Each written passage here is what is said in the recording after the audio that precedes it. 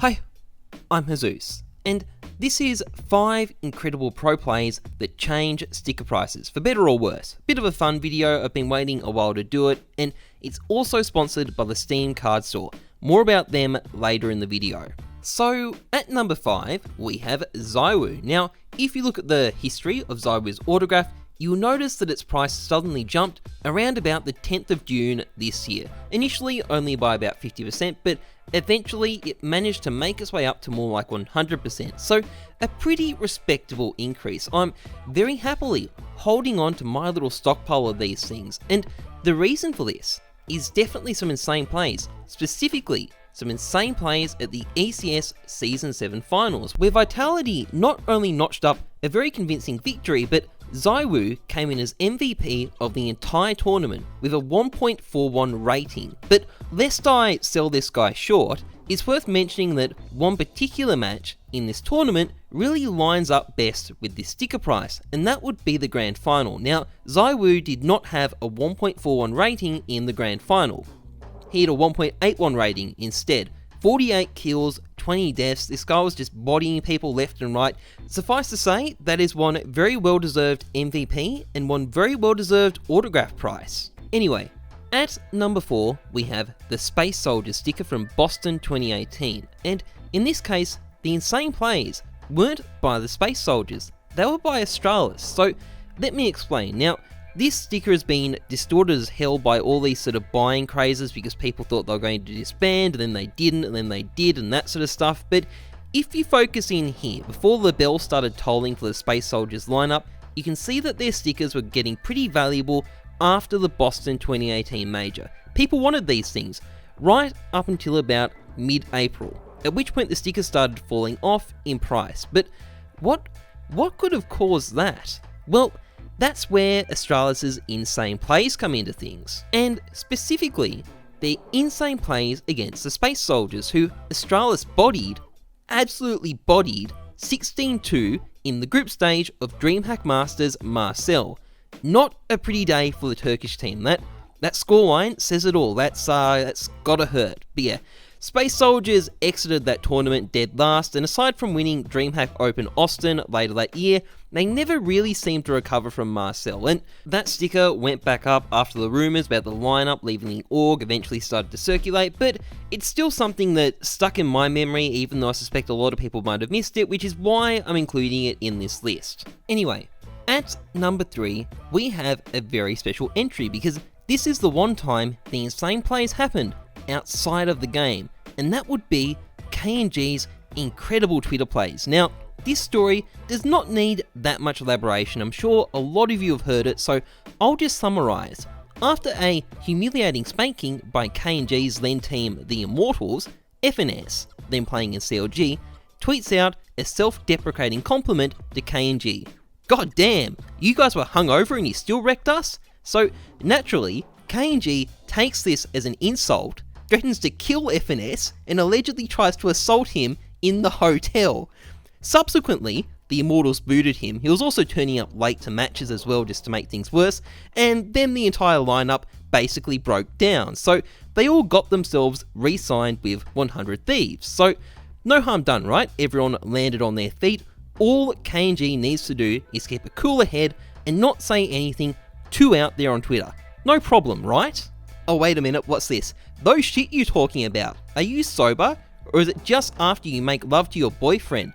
What the hell, KaneG? What does that even mean? Look, I've never made love to a boyfriend, and maybe you understand something I don't in that department, but I'm struggling to see the relevance here. Perhaps it's just lost in translation to me, but something that definitely wasn't lost in translation to 100 Thieves was the homophobic undertones to KaneG's tweets. So they booted him, and just like with Immortals, the entire lineup then collapsed, before it had even played a single match.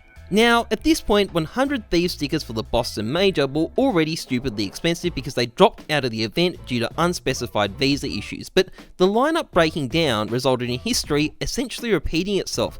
These stickers, very briefly, skyrocketed again, all thanks to KaneG's very insane Twitter plays.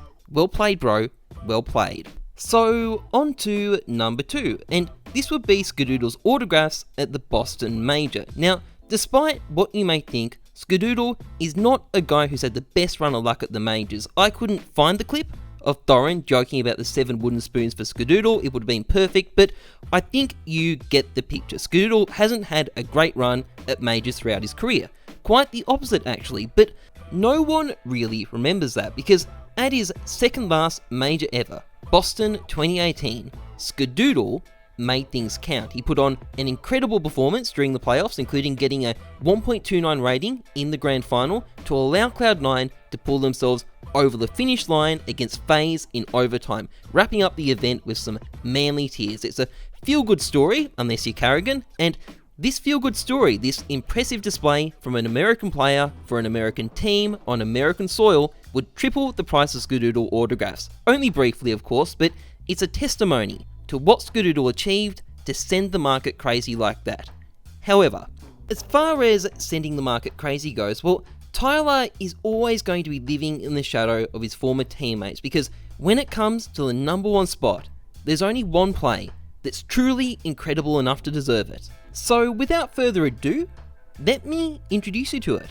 At number 1, we have the Ibuypower Netcode Guides CEVO match. Yes, what a shock. What a shock that I've chosen this as my number 1. I bet none of you saw that coming. So how do I characterize this well-known and widely discussed story? Well, the way I would characterize this situation is this. Basically, a bunch of unsalaried players, some of them under financial strain, returned home from Cologne 2014 after having their ship pushed in during the group stages and immediately had to play a meaningless CEVO match. And I mean meaningless. They'd already qualified and the result wouldn't affect their seeding or anything. And by happenstance, the match was against Netcode Guides, a team that Dazed, the team leader of Ibuypower, was the co-owner of. I don't know, that seems like a bit of a conflict of interest. So the unsalaried Ibuypower boys figured they may as well throw this match for a couple of $100 of skins. And there's differing stories about how into it various players were, but ultimately the team agreed. And they also went, hey D-Born, you in on this with us? It's a great chance to get some skins, just whatever you do, don't tell your girlfriend about this and then cheat on her. Whatever you do, don't do that. So D-Born got in on it with them, told his girlfriend, and then cheated on her. And this jilted girlfriend handed over her phone with a bunch of incriminating text messages to Richard Lewis. And the end result was that Valve banned these guys for life, knocking off some of NA's top talent in the process. Obviously, it's a story as old as time at this point, but in the process, it made the 2014 Katowice Ibuypower Holo, already rare and good looking, legendary as well. Many teams win majors, but few get themselves banned for life by Valve, and today, these things are the most expensive sticker in the game. Not entirely because of the throw, but the throw sure as hell helped, and it sure as hell helped increase the price of every other Ibuypower sticker as well. Anyway, that's pretty much it for this video. Before I go, I'd just like to say a few words about the Steam Card Store, an awesome site where you can level up cheap and easy, as well as sell your card sets and complete sets where you have missing cards. It's simple, it's easy, it's intuitive, and it's a great place to flog off cards you get from games that you pick up during the summer sale. Also, don't be alarmed by this thing when you're logging in. Steam gives false positive warnings like this from time to time. You can just click continue anyway. You don't need to enter in a password. That's generally when these things work. If they're a scam, they get you to enter in a password and an authorization code. You don't need to do that here, and hopefully this whole thing gets fixed soon, because it's awkward timing having this come up when you're trying to do a plug. I can't really not address it, let's be honest, but hopefully it goes away soon because it is a bit awkward. Anyway, that is pretty much it for now. If you enjoyed this vid, please like, comment, subscribe. Otherwise, trust the numbers, not your guts. I'm Heyzeus. Thanks for watching. See ya.